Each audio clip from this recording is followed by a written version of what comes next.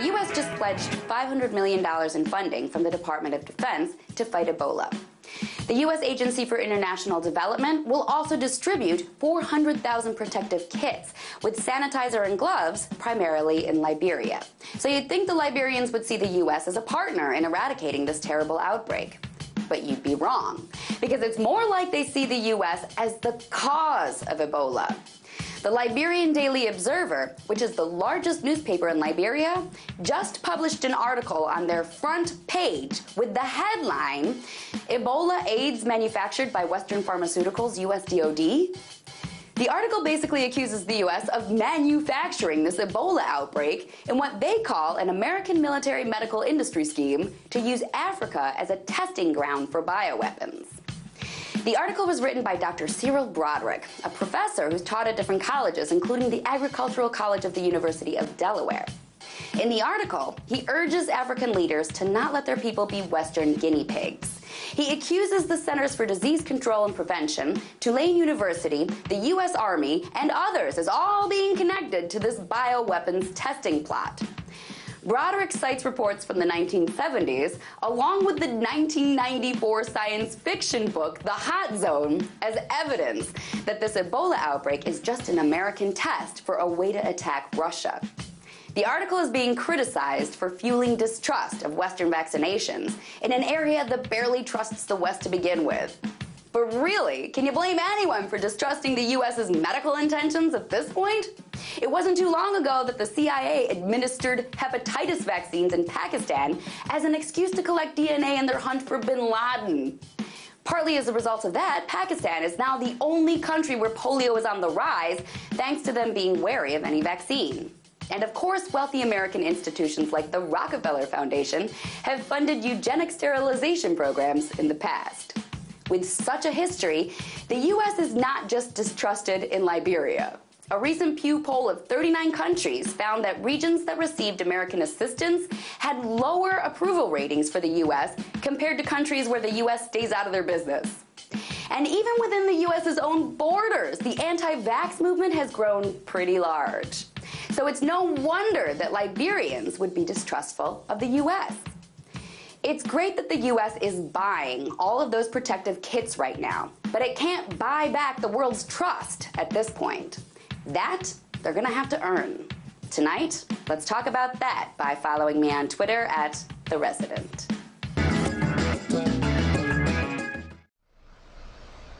Peace.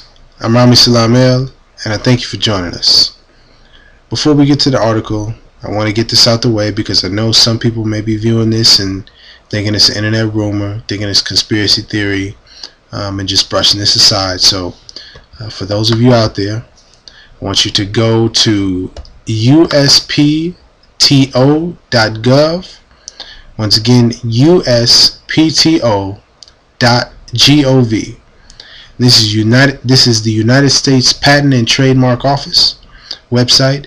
Then you can select search for patents in the upper right hand corner, and from there you will put in the patent number, the United States Patent Application number 2012 0251 502. Once again, 2012 0251 502. I want you to do that on your own. Meanwhile, I'm going to read the article by Dr. Cyril, professor of plant pathology. The article is entitled Ebola, AIDS manufactured by Western Pharmaceuticals, U.S. Department of Defense, ? And this is on the LiberianObserver.com. It was published on September 9th, 2014. And I'm going to read the article for you. Dear world citizens, I have read a number of articles from your internet outreach as well as articles from other sources about the casualties in Liberia and other West African countries about the human devastation caused by the Ebola virus. About a week ago, I know this is not funny, but if you got that, you got that. About a week ago, I read an article published in the Internet News Summary publication of the Friends of Liberia that said that there was an agreement that the initiation of the Ebola outbreak in West Africa was due to the contact of a 2-year-old child with bats that had flown in from the Congo. That report made me disconcerted with the reporting about Ebola, and it stimulated a response to the Friends of Liberia, saying that African people are not ignorant and gullible, as is being implicated. A response from Dr. Verlon, Verlon Stone, said that the article was not theirs, and that Friends of Liberia was simply providing a service. He then asked if he could publish my letter in their internet forum. I gave my permission, but I have not seen it published. Because of the widespread loss of life, fear, sociological trauma, and despair among Liberians and other West African citizens, it is incumbent that I make a contribution to the resolution of this devastating situation, which may continue to recur if it is not properly and adequately confronted. I will address the situation in 5 points. And the 5 points are: Ebola is a genetically modified organism, GMO. Horowitz, 1998, was deliberate and ambiguous when he explained the threat of new diseases in his text Emerging Viruses, AIDS and Ebola, Nature, Accident, or Intentional. In his interview with Dr. Robert Strecker in Chapter 7, the discussion in the early 1970s made it obvious that the war between countries that hosted the KGB and the CIA and the manufacture of AIDS-like viruses was clearly directed at the other.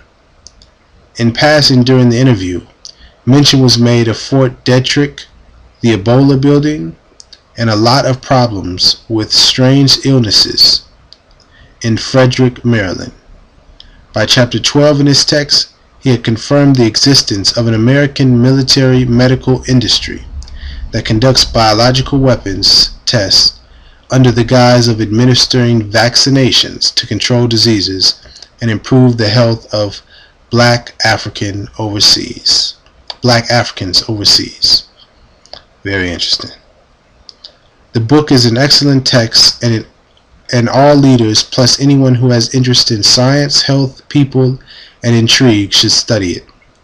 I am amazed that African leaders are making no acknowledgments or reference to these documents. And that text is from Horowitz, Horowitz, and the text is entitled Emerging Viruses, AIDS, and Ebola, Nature, Accident, or Intentional. Ebola has a terrible history, and testing has been secretly taking place in Africa. I am now reading The Hot Zone, a novel by Richard Preston, copyrighted 1989 and 1994. It is heartrending.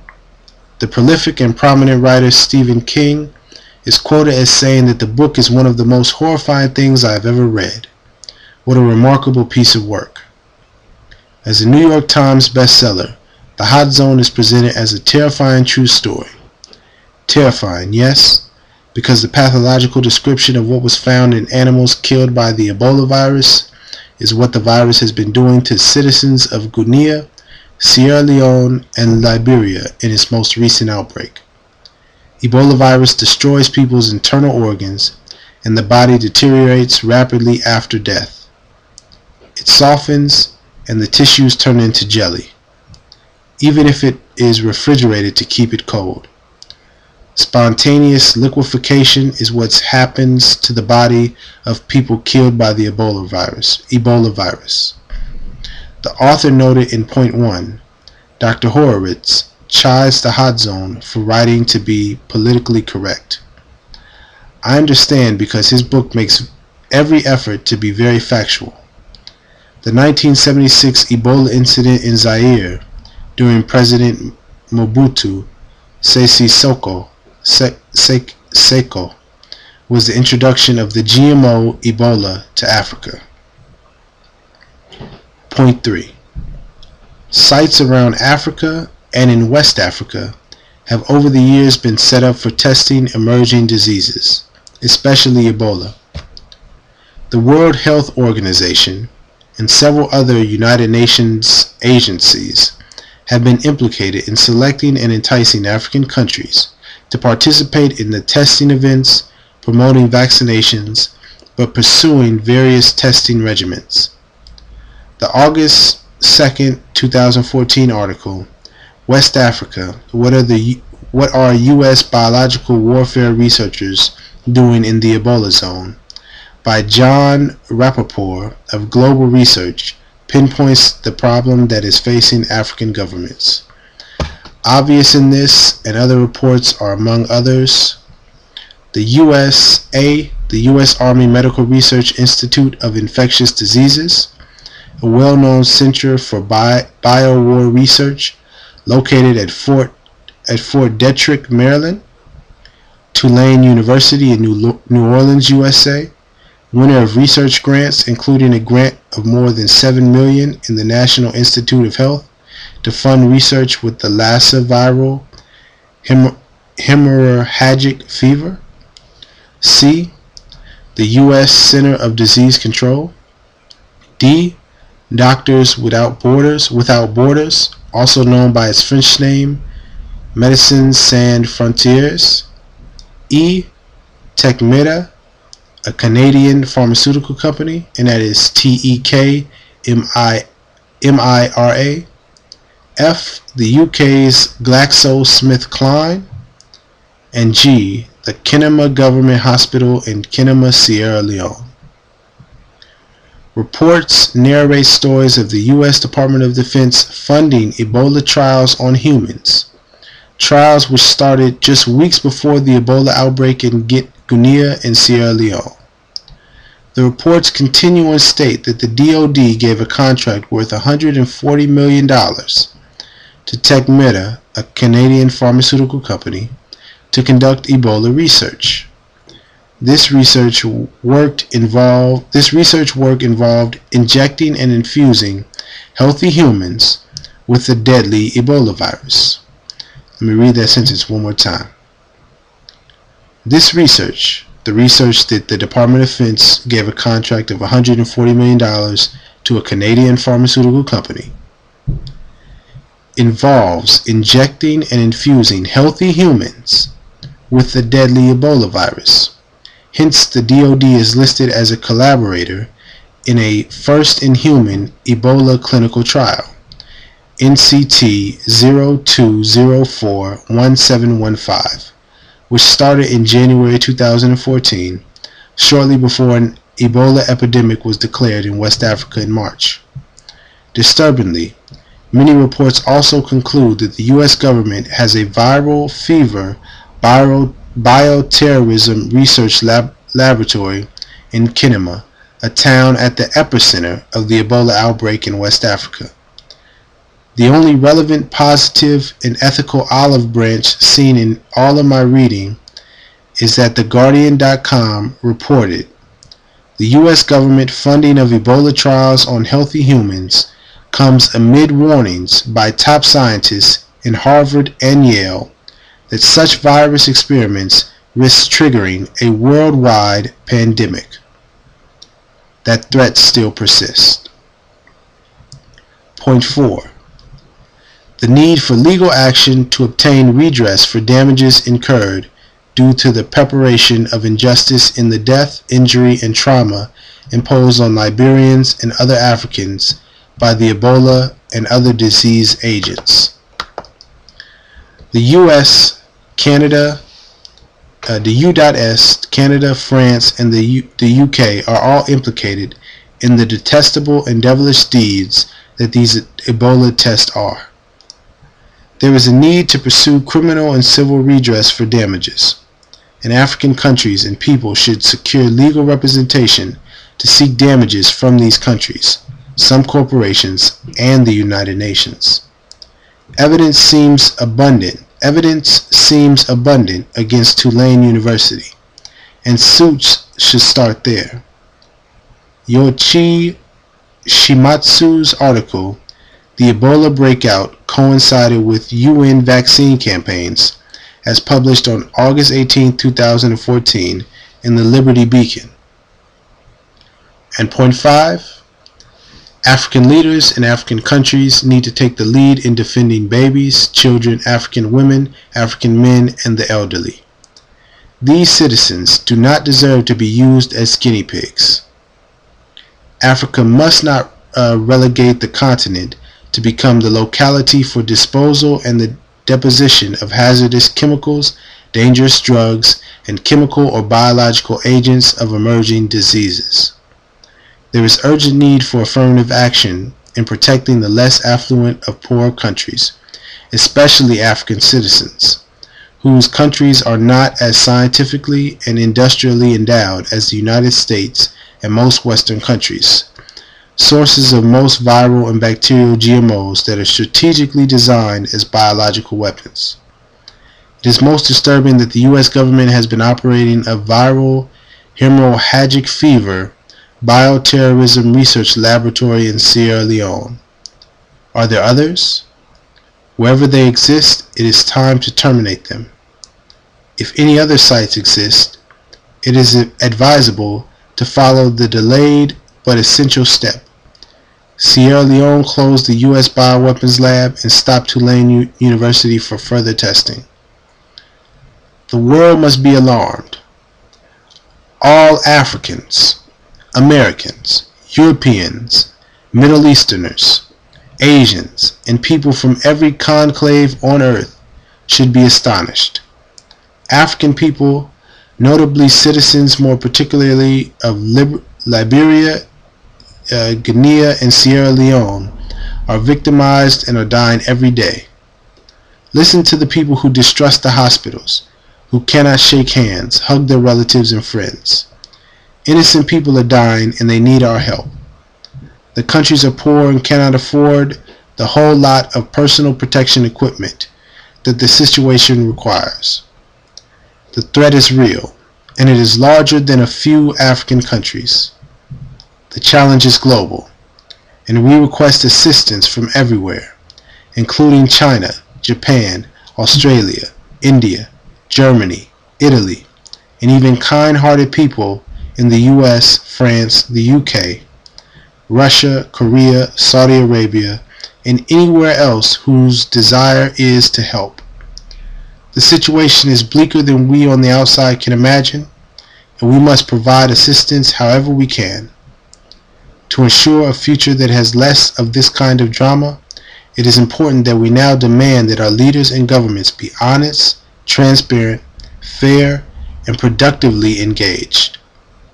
They must answer to the people. They must answer to the people. Please stand up to stop Ebola testing and the spread of this dastardly disease. Thank you very much. Sincerely, Dr. Cyril E. Broderick, Sr. And a little bit about the author. Dr. Broderick is a former professor of plant pathology at the University of Liberia's College of Agriculture and Forestry.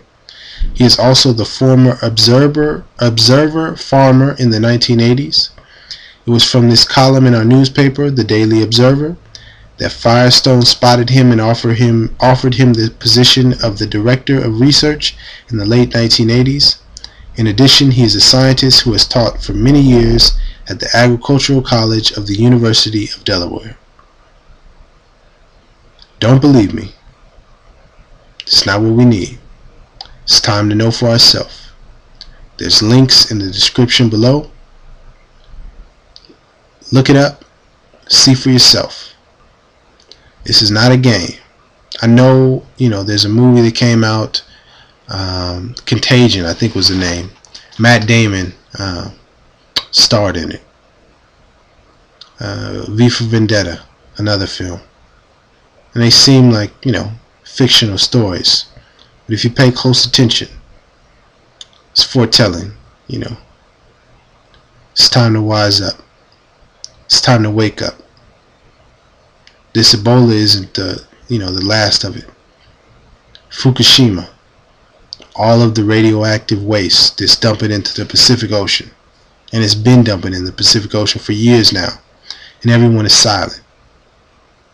These are the things that we really need to figure out. Got to stop fighting with each other. Stop warring with each other. And come together.